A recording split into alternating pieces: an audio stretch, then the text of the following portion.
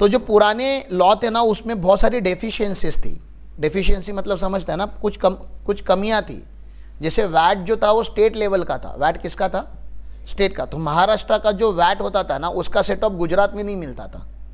तो महाराष्ट्र से अगर आपने गुड्स लिया और गुजरात में जाके बेचोगे तो महाराष्ट्र के वैट का आपको सेट ऑफ नहीं मिलता था। मैं सर्विस प्रोवाइडर हूं तो मैं सर्विस टैक्स में रजिस्टर्ड हुआ करता था, which was a central law. और वैट किसका लॉ होता था?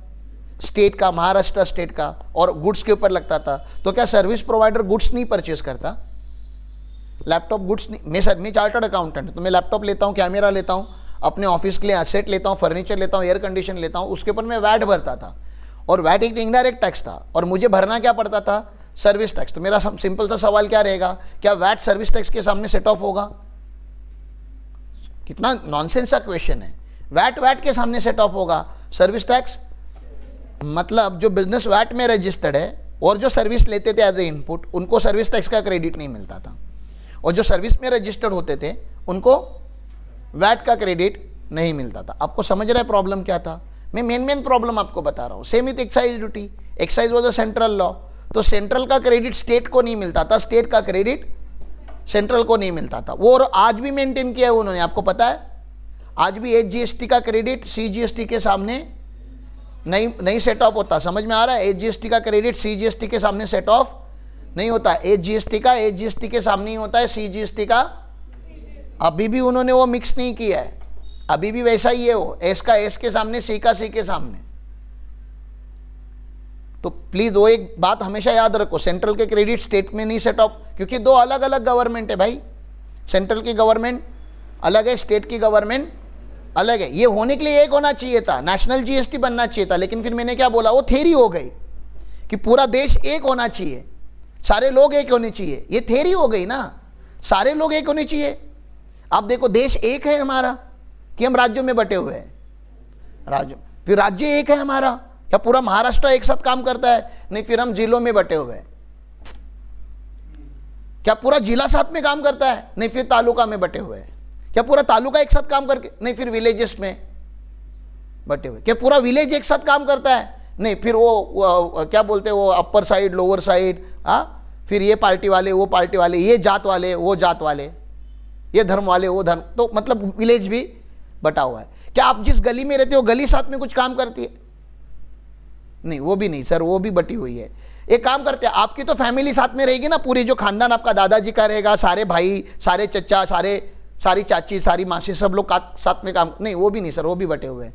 अच्छा, आपका घर, तो जो घर में 4 लोग रहेंगे वो तो साथ में कुछ करने का सोचते रहेंगे ना? नहीं सर, वो भी बटे हुए हैं। तो this is not united India, this is divided India. Let's accept the fact, ठीक है ना। कभी कभी कुछ जो कड़वे सच होते हैं ना, हम उसको एक्सेप्ट नहीं करते हैं। हम डिवाइडेड है तो है, हाँ, कुछ चीज़ों ने हमें साथ में रखा हुआ है। तो गांव लेवल पे हम कुछ है, थोड़ा प्रोटेक्शन होता है, थोड़ा सेफ्टी रहता है करके गांव लेवल पे हम साथ में हैं। तालुका लेवल पे कुछ बेनिफिट मिलती है तो तालुका लेवल पे हम साथ में हैं। तो बेनिफिट के लिए हम साथ में आ जाते हैं, रिस्पॉन्सिबिलिटी के लिए हम डिवाइड हो जाते हैं। तो this is how it is. तो हमारे देश में एक ही जीएसटी अगर होता तो सोचो ना, खाली जीएसटी होता तो कितनी तुम्हारी जिंदगी आसान होती। अकाउंटेंट लोगों, तुमको तो पता होना चाहिए ना, रिको नहीं करना पड़ता, सी के सामने क्या माइनस होगा, एस के सामने क्या माइनस होगा, आई के सामने क्या माइनस होगा, कुछ नहीं, खाली जीएसटी होता। इनपुट लेते, जीएसटी भरते, आउटपुट देते, जीएसटी पे कर रहा था, जीएसटी के सामने जीएसटी माइनस हो जाता। It would have been very easy.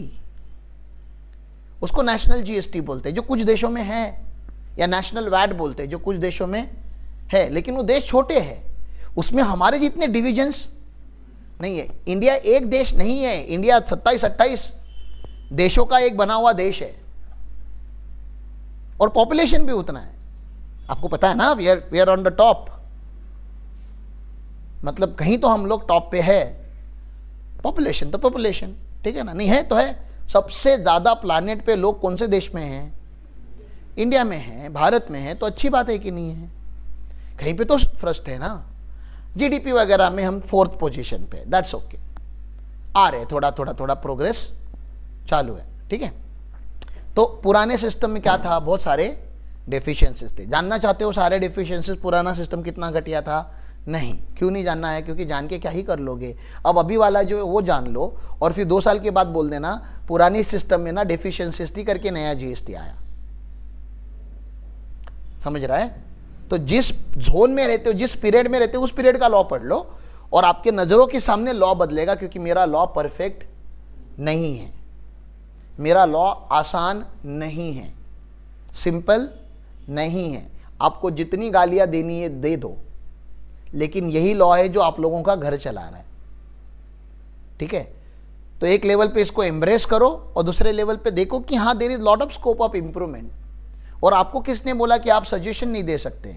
आप लिखो, मिनिस्ट्री को मेल लिखो, ईमेल लिखो कि देखो लॉ में यहाँ पे चेंज हो सकता था, यहाँ पे चेंज हो सकता था, यहाँ पे। आप रिस्पॉन्सिबिलिटी लो ना as a citizen of India and as a chartered accountant. हमारी तो ये जिम्मेदारी ही बनती है कि लॉ में अगर कुछ इम्परफेक्ट है तो हमारी सीए इंस्टीट्यूट की there is a committee called indirect tax committee.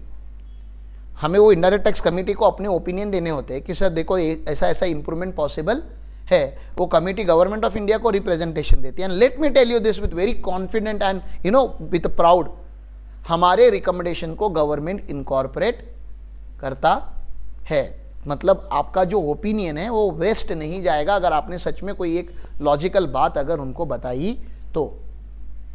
लेकिन लोग कैसे, आपको ही पता है ना, चाय की टपरी पे खड़े रह के बड़ी गॉसिप करेंगे। रिस्पॉन्सिबिलिटी लेने की बात आएगी तो अरे तू आप रहने दो, क्या ही करना है, हाँ कर लेगी, कोई ना कोई तो ईमेल लिख ही लेगा ना, अपन वेट करते हैं। तो ऐसा बहुत सारे लोग वेट कर रहे हैं कि ये परफेक्ट कब बनेगा। बन रहा है, हर 3 महीने में, हर 2 महीने में एक सुपर अमेंडमेंट आ रही है। एक आध अमेंडमेंट ऐसे तो जो मैं छोटी छोटी अमेंडमेंट हर 15 दिन में आ रही है उसकी बात नहीं कर रहा। एक 2 से 3 महीने के बाद जीएसटी का चेहरा चेंज होते जा रहा है। ऐसा कुछ तो नया लेकर आ रहे हैं जो हमने कभी सोचा नहीं था। तो आप लोगों को अभी जीएसटी क्यों पढ़ाना चालू कर रहा हूं मैं? क्योंकि अभी एक अच्छा खासा वर्जन उसका, एक बोलते हैं ना, एक अवतार बन चुका है। अभी पढ़ लो सारा GST, total GST start to end, पूरा पढ़ लो जीएसटी पूरा। कितना भी मेहनत लगने दो, 50 के 100 घंटे लगने दो, चलो पढ़ लो। मेरे से समझता है मेरे से पढ़ो, मेरे से नहीं समझता, जो नहीं समझता उतना कॉन्सेप्ट यूट्यूब पे पढ़ लेना। जो कॉन्सेप्ट मैं बोलूंगा, मान लेते तुमको नहीं समझा, आप नहीं अटेंड करके थे लेक्चर और हमारा रिकॉर्डिंग भी नहीं है, कहीं से तो पढ़ लो। लेकिन एक बार जीएसटी पढ़ के पूरा, एक तो लॉ ऐसा रखो अपनी जिंदगी में जिसको स्टार्ट टू एंड पूरा पढ़ लिया। ये समझ में आ रहा है? उसके बाद जब जब अमेंडमेंट्स आएंगी मुझे आके बोलो, सर अमेंडमेंट आया गया, नहीं समझ रहा, आप फटाक से क्या कर लो, खाली अमेंडमेंट का लेक्चर ले लो। तो लाइव लेक्चर में भले आज ऑडिट का मॉड्यूल चालू है, आप बोलो कि कुछ जीएसटी में कुछ एक नोटिफिकेशन आया हुआ है या कोई केस लॉ आया हुआ है, कोई बड़ी बड़ी सुप्रीम कोर्ट की जजमेंट आई है, सर उतना बता दो। तो होगा कि आपका जब पूरा बिल्डिंग रेडी हो जाएगा ना, जीएसटी का पूरा हर फ्लोर रेडी हो जाएगा ना, तो उसमें छोटे मोटे वेरिएशन लाने के लिए मुझे ज़्यादा टाइम नहीं लगेगा। And let's have the vision कि आने वाले 2 से 3 साल में let's become one of the best tax consultancy firm, tax and law दोनों, मतलब केसेस हैंडल करने वाली, लिटिगेशन हैंडल करने वाली, one of the best firm. क्योंकि हमारे जूनियर को भी लॉ पता है ना, लॉ पता है, लॉ मतलब section, sub section, clauses, juniors को पता है, तो ऑब्वियसली सीनियर्स को तो पता होगा ही। तो क्लाइंट को नोटिस आने के बाद सब लोग किसी ना किसी परफेक्ट इंसान को ढूंढते हैं। वो जो परफेक्ट होता है ना, वो कभी परफेक्ट नहीं होता, वो खाली बाकी लोगों से बेटर होता है। और बाकी लोगों से बेटर होना मतलब, जैसे आज आपके पास जीएसटी फाइलिंग का काम आता है, आपके पास जीएसटी पेमेंट का काम आता है, ई वे बिल बनाने का काम आता है कि नहीं? वो बेसिक्स हो गया। मैं चाहता हूं आपके पास या जीएसटी रजिस्ट्रेशन, कैंसलेशन, अमेंडमेंट का काम आता है, वो भी अच्छा कर रहे हैं हम, और अच्छा खासा पैसा भी कमा रहे, किसी से 3,000, किसी से 5,000 रुपया ले रहे हैं। We are making good money, but it's not awesome money. आपके पास महीने के अगर 10 नोटिस आ गए तो कितने आएंगे पता है आपको? P2P का नेटवर्क आपका ऑलरेडी बन चुका है, वो लोग जीएसटी के नोटिस का रिप्लाई नहीं दे सकते because that requires lot of research. एक नोटिस का 1 लाख रुपया पकड़ते हैं हम लोग ऑन एन एवरेज। महीने के अगर 10 नोटिस आ गए तो कितना हो जाएगा? 10 लाख रुपया। That's a strength GST has. और बहुत ही बेसिक सा नंबर मैं आपको बता रहा हूं। I am not talking about कि अरे आपने 100 करोड़ का केस, जिसे अंजेश हैंडल करता है, अंजेश हैंडल करता है डायरेक्टली 150 करोड़ का फ्रॉड। जीएसटी का फ्रॉड हुआ है, 150 करोड़ का अरेस्ट होने वाला है या अरेस्ट हो चुका है, अब अंजेश के पास मैटर जाता है। अब जिसका 150 करोड़ का फ्रॉड है, या एटलीस्ट गवर्नमेंट क्लेम कर रहा है कि आपने 150 करोड़ का फ्रॉड किया है, उससे फी कैसे लोगे? 15,000? अरे जिसने 150 करोड़ का फ्रॉड किया उससे फी भी तो वैसे लेंगे ना। तो वैसा एक तेजस्वी इंसान आपको कभी ना कभी रास्ते पे मिल जाएगा जो आपको करोड़पति बना के छोड़ देगा, लेकिन आपको मार्केट में तब तक नाम बनाना पड़ेगा। तो फाइलिंग एंड रजिस्ट्रेशन पे हमने अपना नाम, रिकॉर्डेड लाइन पे पूछ रहा हूं, फाइलिंग रजिस्ट्रेशन पे हम लोगों ने अपना एक अच्छा नाम बना दिया है। We are best and I feel proud on you guys. मतलब कंसल्टेंसी टीम को मैं कभी अप्रिशिएट नहीं करता, रिकॉर्डेड लाइन पे कर रहा हूं कि जीएसटी रजिस्ट्रेशन का जो काम हमारे ऑफिस में होता है जिस तरीके से, उस तरीके से मैंने किसी ऑफिस में, मैं इतने चार्टर्ड 300 प्लस चार्टर्ड अकाउंटेंट के डायरेक्ट कांटेक्ट में हूं, किसी के ऑफिस में वो लेवल ऑफ कमिटमेंट डेडिकेशन नहीं देखा जो हमारे ऑफिस में होता है। Filing we are the best. मैं चाहता हूं कि अभी वो हो चुका है ना, वो लेवल हमने क्रॉस कर लिया है, अभी रेडी हो क्या अगली लेवल के लिए, जहां पे आपके छोटे मोटे डाउट नहीं आने चाहिए। आरसीएम का पेमेंट कैसे करेंगे, आरसीएम का सेट ऑफ कैसे लेंगे, रजिस्टर्ड टू अनरजिस्टर्ड क्या होता है, ई कॉमर्स ऑपरेटर क्या होता है, अमेजॉन के जो वेंडर होते हैं उनका जीएसटी कैसे जाता है, ओला उबर वालों का जीएसटी कैसे जाता है, ई कॉमर्स ऑपरेटर मतलब क्या होता है। Let's go to the next level ना। लेवल 1 आपको आ चुका है, ट्रेडर, मैन्युफैक्चरर, सर्विस प्रोवाइडर आपको समझ में आता है। देयर आर कॉम्प्लेक्स बिजनेस, तो वो कॉम्प्लेक्स बिजनेसेस को भी समझते हैं ताकि उनकी फाइलिंग के पेमेंट आपको ज़्यादा मिलेंगे। You become one of the best virtual company for GST compliances, that is my vision. And then litigation, yes, Saili is getting ready, I am getting ready, Aarti is getting ready, Anjesh is already ready. 3-4 लोग हो गए हमारे litigation handle करने के लिए best, और आने वाले दिनों में हमें ट्रैवल करने की जरूरत नहीं, क्योंकि सारे कोर्ट्स भी कहाँ पे शिफ्ट होने वाले, वर्चुअल वेयरिंग पे शिफ्ट होने वाले। तो उसके पहले तैयारी करते हैं, 1-2 साल और थोड़ा और कसते अपने आप को, और थोड़ा परफेक्ट बनाते हैं, सुप्रीम कोर्ट के केसेस पढ़ते हैं, हाई कोर्ट के केसेस पढ़ते हैं। Let's understand the very deep knowledge base of GST कि हमारे पास अगर कोई क्वेरी आता है, हमारे पास अगर कोई नोटिस आता है, तो ऐसा नहीं होना चाहिए कि हमारे पास उसका आंसर नहीं है। We should be the full and final stop. अगर हमारे पास उस चीज का आंसर नहीं है, मतलब वो आंसर एग्जिस्ट नहीं करता। We have to go to that extent and it takes time. GST को अपनी भगवत गीता समझ लो, अपना कुरान समझ लो, अपना बाइबल समझ लो, अपना एक रिलीजियस ग्रंथ समझ लो। रोज सुबह उठ के 15 मिनट, 20 मिनट, 1 घंटा, वैसे तो बोला जाता है कि अगर आपको महान बनना है किसी सब्जेक्ट में तो डेली 3 घंटा उस सब्जेक्ट के बारे में पढ़ना है, and with in a year you will become a great personality in that particular subject. एक सब्जेक्ट को अपना लो, सारे सिलेबस को अपनाने की जरूरत नहीं है, जो कोर एरियाज है उसको, और उसको बार बार पढ़ो, इतनी बार पढ़ो कि उसको आपको मतलब you are there, people will call you for understanding this. I feel proud, I have never told you this, I guess. जिन्होंने मुझे बनाया है, जिन्होंने मुझे ये सब सिखाया है, सर आज मुझे फोन करके पूछते हैं राम इसका जीएसटी में इंपैक्ट क्या होगा, इसका इनकम टैक्स में इंपैक्ट क्या होगा। And let me tell you this fact also, he doesn't have patience when he calls.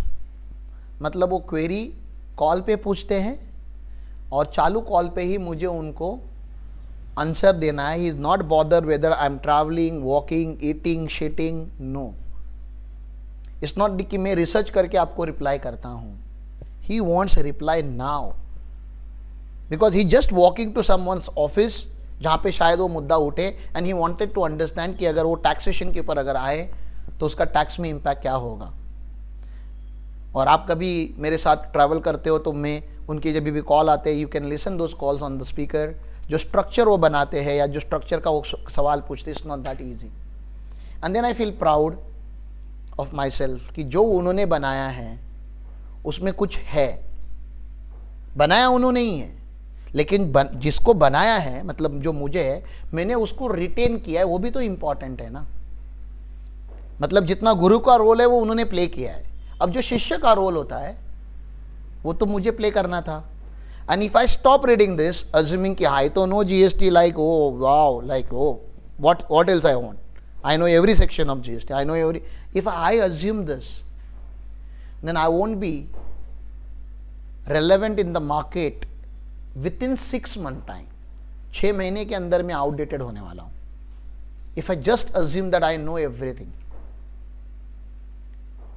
तो please have that open heart, जहां पे हम नॉलेज बेस क्रिएट करेंगे, लेकिन जो नॉलेज बेस क्रिएट किया है उसको बार बार अपडेट करेंगे, क्योंकि गवर्नमेंट ही चेंज कर रहा है इसको. तो कितना अच्छा है. और मैं इनकम टैक्स रोक के जीएसटी के ऊपर क्यों आया? Let's wait till the Feb ना, फेब मंथ तक वेट करते हैं. किस चीज का? बजट का. ठीक है ना. क्या पता निर्मला सीतारमन जी ने जो 6 महीने पहले बोला था, बहुत सीरियसली बोला था कि कैजुअली बोला था, if she is really going to bring new income tax, तो मैं जो एग्जिस्टिंग इनकम टैक्स है उसको क्यों पढ़ाऊँ आपको? उसको तो पढ़ाया है, बहुत बार पढ़ाया, तो उसकी रिकॉर्डिंग से वो देख लो अगर आपको इनकम टैक्स समझना है. और वैसे भी अभी कोई इनकम टैक्स का कोई ड्यू डेट नहीं है. जितना होना था वो हो चुका है. 31 दिसंबर तक थोड़ा बहुत काम आएगा, उतना मैनेज कर लो. लास्ट का 1 महीना है, बाकी इनकम टैक्स का काम तो आने वाला है अगले साल ही. ये समझ में आया? तो हम लोग जीएसटी क्यों कंप्लीट कर रहे हैं? तो जीएसटी करेंगे, फिर टीडीएस करेंगे. पहले जीएसटी करेंगे, फिर अकाउंटिंग, ऑडिटिंग. जो जो मॉड्यूल्स हमें प्रैक्टिकल लाइफ में अभी यूज होने हैं उनको प्रायोरिटी पे लेके मैं खत्म कर रहा हूँ. और आप देख लो मैं करना क्या चाहता हूँ. जितने मॉड्यूल्स है ई पैक के, मैं सारे मॉड्यूल ऑन करके रख रहा हूँ. सारे मॉड्यूल का बेसिक कवर करके रख रहा हूँ, ताकि बेसिक्स कवर हो जाए. फिर आप मुझे जैसे ग्रुप पे डालोगे, ट्रेनिंग ग्रुप को आपको सबको एक्सेस है. जैसे आप मैसेज डालोगे सर कल ऑडिट है, कर इंटरनल ऑडिट है, और इंटरनल ऑडिट का चैप्टर अगर मैंने कवर नहीं किया होगा, मैं इमीडिएटली जाके इंटरनल ऑडिट का चैप्टर कवर करने वाला है. समझ में आया आपको? तो साइली आपको भी वही करना है. कंप्लायंस का मॉड्यूल भी चालू करना है, जहाँ पे जो फॉर्म का ड्यू डेट है और जो काम हमें हैंड ओवर करना है, टाइमिंग नहीं देखना है कि मॉर्निंग है कि आफ्टरनून है कि इवनिंग है.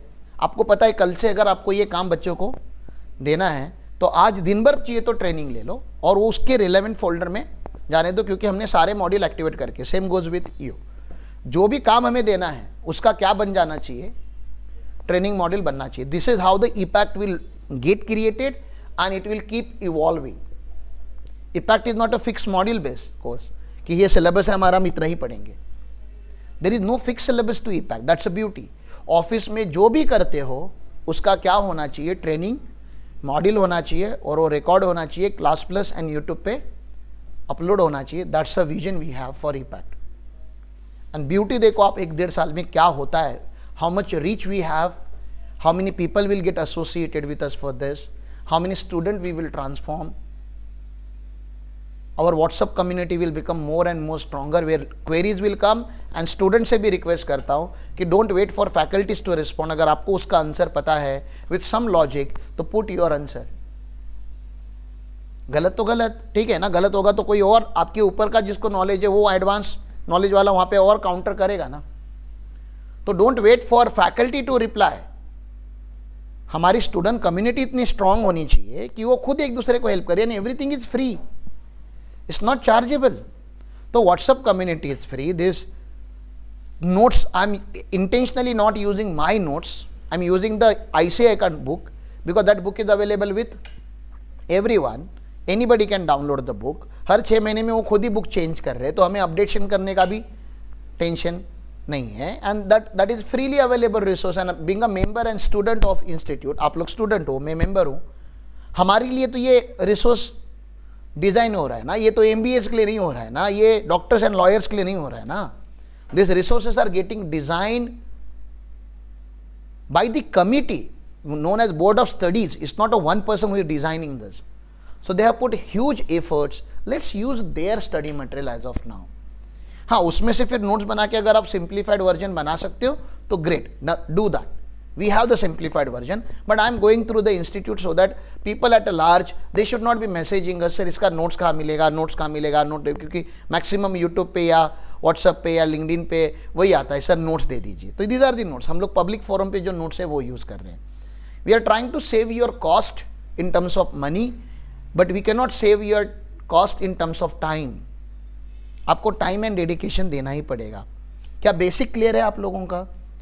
ये क्यों किया जा रहा है वो क्लियर है? देखो, I can not teach you unless and until you are ready to learn. I am requesting all of you, please become aware. वो था, अच्छा. मयूर को जरा फ़ोन केयर करके बोलो ना, वो स्टील पहुंचाना है साइड पे करके। हाँ, मतलब एक बार वो, क्योंकि 10 बजे तक वो आने वाला है, उसको 2 बार फॉलोअप लेना पड़ेगा, तो 2 बार फॉलोअप लेने बोलो। तो पहले वाले लॉ में बहुत सारी डेफिशिएंसीज थी, इसलिए क्या किया गया, जीएसटी लाया गया। जीएसटी का इंटेंशन है कि ये सारे जो पुराने या अभी भी एग्जिस्टिंग जो लॉ में क्योर इल्स है उसको क्योर करे। इलनेस है मतलब अभी भी लॉ अपना परफेक्ट नहीं, उसको क्योर करे, ऐसा इंटेंशन है। और करके रहेगा, हमारे थ्रू करके रहेगा, हम करते रहेंगे ना इसको मदद। अरे जीएसटी खुद अपने आप पे थोड़ी ना क्या एग्जीक्यूट होगा, हम लोगों के बिना हो ही नहीं सकता। ग्राउंड लेवल पे तो हम काम कर रहे हैं ना। तो आपके पास अगर कोई आता है और बोलता है जादू करके दिखाओ, ये करके दिखाओ, तो आपको कंसल्टेंसी क्या देनी है? सर जादू करके दिखा सकता हूँ, लेकिन फिर घर वालों को बता देना कि आपको जब अरेस्ट होगा तो उसके बाद क्या करना है, आपका फेवरेट बिस्किट क्या है, क्या मेडिसिन आप खाते हो, तो ताकि आपको जेल में भी वो सब पहुँचता रहे। ठीक है ना। अब वो दिन चले गए सर जादू करने के, तो आपको डराने, देखो क्लाइंट को अगर आपको ज़्यादा डरा सकते तो ज़्यादा डराओ। क्यों? उसके अंदर एक टेम्पटेशन है चोरी करने का। चोरी सही होती है कि गलत होती है? गलत होती है, आपको तो पता। चोरी, मैं तो बोलता हूं चोरी, में रिकॉर्डेड लाइन पे भी बोलता है चोरी करो, लेकिन ऐसा करो जहां पे मतलब 5,000 करोड़ 10,000 करोड़ इन्वॉल्व है, कि मतलब आप जेल में भी जाओ तो लोग आपका सलाम ठोके आपके पैर पड़े कि प्रभु हम तो 5 करोड़ लेके इधर आए थे, आपका 5,000 करोड़ मतलब सर, मतलब वहां पे भी एक सीनियरिटी है ना। पता चला 40-50 लाख का चिंदी चोरी किया, और आपको ये पता है ना छोटे चोर इमीडिएटली पकड़े जाते हैं, बहुत बड़े चोर जो होते हैं बहुत बड़े, वो सिस्टम के भी ऊपर है, क्योंकि उनके पास पैसा ही उतना है। Nothing wrong. तो अगर चोरी करनी तो उस लेवल की करो बाबा। मॉरिशस में बिजनेस लगाओ, सिंगापुर में ब्रांचेस खोलो, ठीक है ना, दुबई में रखो, और ऐसा पैसा पूरा ऐसे पूरे ग्लोब में घुमाओ। और फिर ऐसे देशों में आपका घर होना चाहिए, बंगला होना चाहिए, कि अगर यहाँ पे अगर अरेस्ट वारंट निकलता है तो फिर आप यहाँ से निकल के उन देशों में जाओ, वहाँ पे सेटल हो जाओ, वहाँ से यहाँ आने की जरूरत। बहुत सारे लोग गए हमारे देश से, आप लोग यहाँ से भाग के मुंबई जाते हो, हाँ, आप मोबाइल लेके जाते हो, गवर्नमेंट सेकेंड टू सेकेंड देख रहा है आपको, अच्छा अभी नाश्ता कर रहा है, अभी सुसु कर रहा है।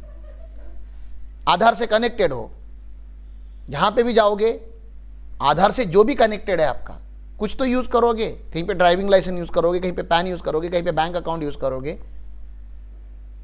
और कहीं पे गलती से फिंगरप्रिंट भी मिल गई तभी भी वो लोग पकड़ लेंगे ना। तो हमारे देश के एजेंसीज को उतना भी अंडर एस्टिमेट मत करो जितना पहले से करते आए। वाह कौन पकड़ता है, सब एडवांस हो रहा है, खाली जीएसटी नहीं।